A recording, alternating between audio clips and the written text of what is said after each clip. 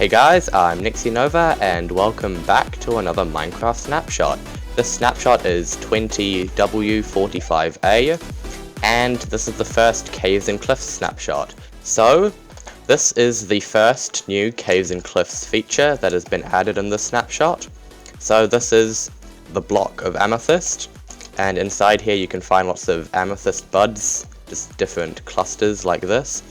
And also around here, there's tons of new blocks like calcite and tuff. So, when you come across an amethyst grove or whatever this is, you get your pickaxe out and you can mine this stuff, and you get the blocks of amethyst. So, they do require a pickaxe to be mined. So these amethyst shards, you can craft into the blocks of amethyst, but you cannot craft them back. Okay, so this is a silk touch pickaxe. Nope, you can't get them with silk touch, except this one. So, here's the calcite, which can be mined with a regular pickaxe, and tuff, which can also be mined with a regular pickaxe. These generate outside of these amethyst cluster rooms, and, you know, when you see this tuff around some stone, you know that inside there's going to be a lot of amethyst. So, the next item to be added in the Caves and Cliffs update is the bundle. Okay, right click to get them in the bundle. There's no inventory like was shown in Minecon, but so right click them to put them in, and it says wheat seeds times 15.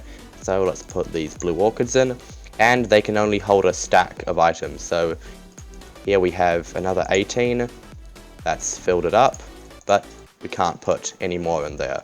And then you open it by right clicking, and you get all your items back. There's been a new ore added. We will see that down here is some copper. So, you just need a stone pickaxe and you can mine the copper ore to get copper ingots. You can just make it into copper blocks, and that's it at the moment. I don't know if Mojang's planning on adding copper armor and tools, but at the moment all we've got is copper and the new lightning rod, which is 3 copper. So this lightning rod, when you are in a thunderstorm, can be placed on the ground to bring lightning to this spot so it doesn't hit your wooden builds. Any lightning that strikes nearby will hit the lightning rods instead of your wooden base. Copper is a very interesting block when you place it down along with its, variants like stairs and slabs, and wait a while.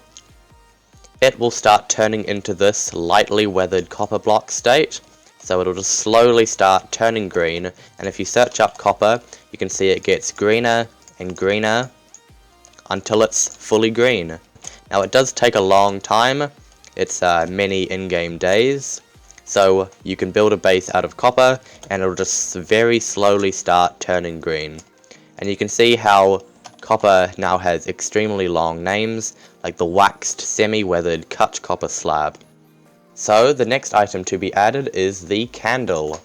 To craft a candle, you need string and a honeycomb, anywhere in the crafting grid, and you get 1 candle per each. The candle can be dyed, different colors, magenta, brown, everything. Let's choose, I don't know, yellow one. And then they can be placed, and then they need to be lit. So, that's 1 candle here. And you can unlight it by right clicking it. So, candles like sea pickles can have multiple placed on the same block. Of course, they can either be all lit or all unlit. You can't have half-half. Next up is quite an overpowered item. It is the Spyglass.